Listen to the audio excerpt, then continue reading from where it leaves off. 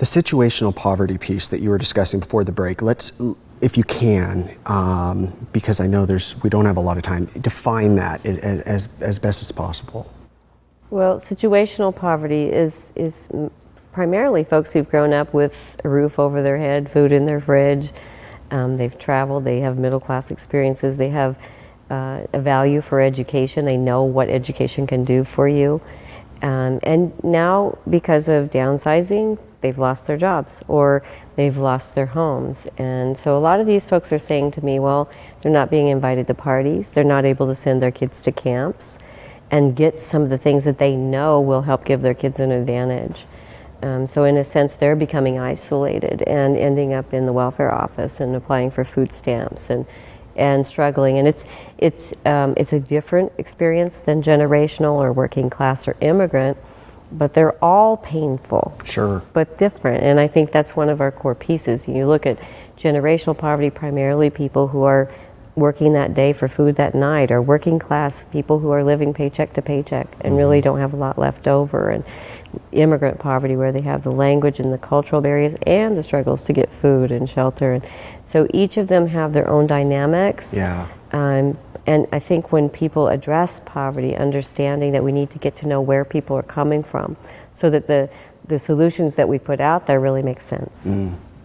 And you're doing that through what you've achieved and what you've built. You have is it a nonprofit that's 20 years old now? I have Communication Across Barriers is my 20-year-old company. Okay. I started speaking and presenting and really working with primarily justice, health, social service, and educators to educate about poverty. Most of the people who speak, train, research, write on poverty haven't lived it. And a lot of times I find that their questions will frame the answers. And so we don't really get at the experiences. And I also learned, I couldn't understand, where do people learn about poverty? Surely we're not graduating people from college to be counselors and teachers and judges and President of the United States without Poverty 101. And in my research at University of Portland, I found, sure enough, we are graduating people. They don't know the history. Most people don't know in Pennsylvania it was illegal to be poor. They would make people wear a P on their sleeve in the 1700s when they left their homes, and it had to be red or blue, and they thought, well, if we could embarrass them, they'll quit acting poor. Yeah. And the thing about history is it shapes our current thinking about poverty. So you have punitive policies, like I always say to teachers, what do we do with kids in the crisis of poverty who are late to school? Typically we punish them. I mean, here they are in this war zone of crisis, and I always say, how many people are on time when they're in crisis? Not very many. Yeah. So you see some of the policies stem from that thinking. A lot of my work through Communication Across Barriers is about educating the professionals, and then I founded Poverty Bridge, which is a nonprofit. I'm doing conferences for people who currently live in poverty to remove the shame that poverty teaches, so that they actually have hope. To really help them see their strengths.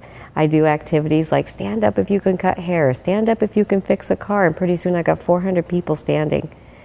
And then at the end of the conference, I match them with what I call a navigator, or someone who is not fighting poverty, who understands possibilities, who knows about resources, who speaks middle-class language, who agrees to share their contact information with them and call them up and say, how's it going? Or I'll help you know what this word means, or I'll help you fill out this form, or I'll help you brainstorm possibilities.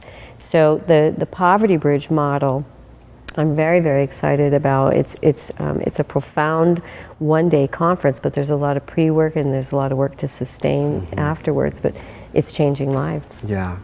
Well, that's great. And Donna, we're about out of time, which is regretful because this is such an important subject, but people can go to your websites, and you've written 2 books, and you were recently, you won the Oregon Ethics and Business Award for 2011, which is quite an accomplishment, and congratulations. Great honor, thank you. Yes, and it's a very important subject, and one that, like you said, we really, those of us that haven't lived it and aren't facing it on a day-to-day basis, really don't know much about, but it's very important, and it is in our benefit to learn about it, because this does affect everyone ultimately. Well, and if each of us can just say, what's in my hands, what can I do? And if not me, then who? Yeah. We can really address poverty. Poverty is resolvable. It does not have to be. Does not have to be.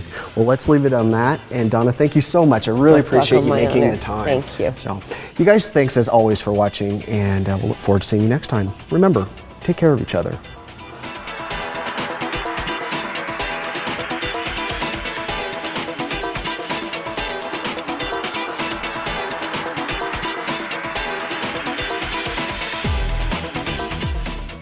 Do you have a guest idea? Let us know. Go to localite.com.